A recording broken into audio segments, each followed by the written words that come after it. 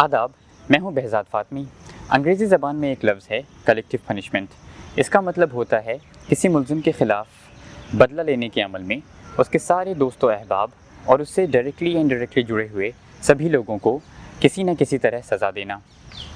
पिछले 5 साल से तुर्की की हुकूमत तुर्की के ही आलिम फेथुल्लाह गुलेन और उनसे हमदर्दी रखने वाले सभी लोगों के ख़िलाफ़ कलेक्टिव पनिशमेंट का एक मुहिम चला रही है।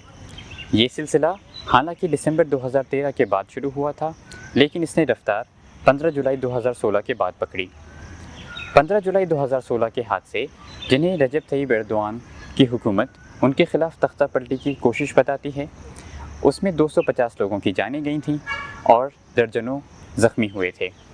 उन हादसों में शामिल होने का सरासर बेबुनियाद इल्ज़ाम सदर एर्दोआन की हुकूमत ने गुलेन और उनसे हमदर्दी रखने वाले सभी लोगों पे लगाया और उनके ख़िलाफ़ कलेक्टिव पनिशमेंट का एक मुहिम शुरू किया। आज उन हादसों के 3 साल बाद, जब ये ज़ाहिर है कि गुलेन और उनके साथियों का उन हादसों में कोई भी किरदार नहीं था और सदर एर्दोआन ख़ुद ही उन हादसों के पीछे थे, तो ये सवाल उठता है कि एर्दोआन ने ये इल्ज़ाम गुलेन पे क्यों लगाया और उनसे हमदर्दी रखने वाले सभी लोगों के ख़िलाफ़ ये मुहिम क्यों शुरू किया। इस सवाल के जवाब तो कई हैं, लेकिन मेरी नज़र में इसके 3 अहम जवाब हैं जिन्हें मैं आज आपके साथ शेयर करूंगा।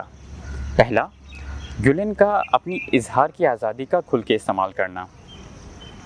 जब सन 2013 में सदर एर्दोआन और उनकी हुकूमत के गैर कानूनी मामलात और करप्शन में शामिल होने की बात सामने आई और जब ये साफ दिखने लगा कि एर्दोआन मुल्क को बेहतरी के बजाय बदतरी की तरफ ले जा रहे हैं, तब गुलेन और उनके शुरू किए गए समाजी तहरीक हिज़मत मूवमेंट ने इसकी तनकीद करनी शुरू की और मुखालिफत किया।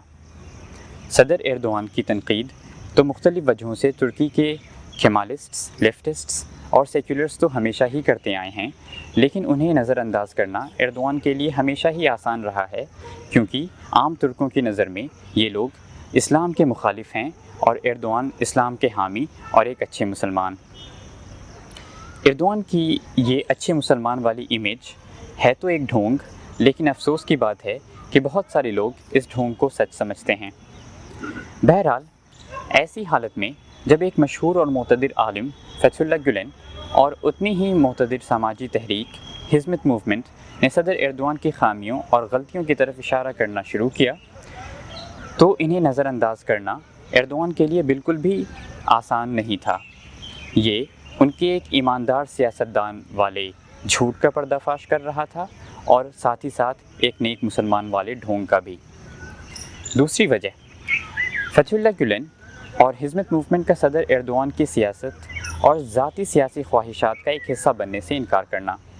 सन 2023 में तुर्की जमहूरियत यानी रिपब्लिक ऑफ टर्की के वजूद के 100 साल पूरे हो जाएंगे। सन 1923 में तुर्की जमहूरियत को उस्मानिया खिलाफत के टूटने के बाद बनाया गया था।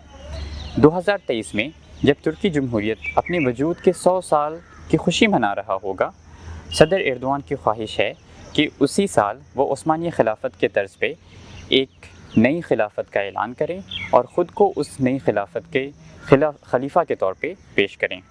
दूसरे लफ्ज़ों में, सदर एर्दोआन दुनिया के सारे मुसलमानों का रहनुमा बनना चाहते हैं, क्योंकि फेथुल्लाह गुलेन की शुरू की गई समाजी तहरीक हिज़मत मूवमेंट का वजूद दुनिया के 170 मुल्कों में है और उन मुल्कों में ये तहरीक हैरान कर देने वाली कामयाबी के साथ हज़ारों तालीमी इदारे, डायलॉग ऑर्गेनाइजेशंस और कंपनीज चला रही है। एर्दोआन चाहते थे कि ये तहरीक उनके खलीफा बनने वाले ख्वाब को पूरा करने में उनका साथ दे और दुनिया में हर जगह उनका प्रोपेगेंडा करे। ये बात ना तो गुलेन के लिए काबिल कबूल थी, ना ही उनसे हमदर्दी रखने वाले लाखों हिज़मत वॉलंटियर्स के लिए, क्योंकि हिज़मत मूवमेंट एक सियासी तहरीक नहीं, एक समाजी तहरीक है। इस तहरीक का मकसद अल्लाह की रज़ा के लिए दुनिया से जाहिलियत, तनाज़ात यानी कॉन्फ्लिक्ट्स और गरीबी को हटाने के लिए हर मुमकिन कोशिश करना है।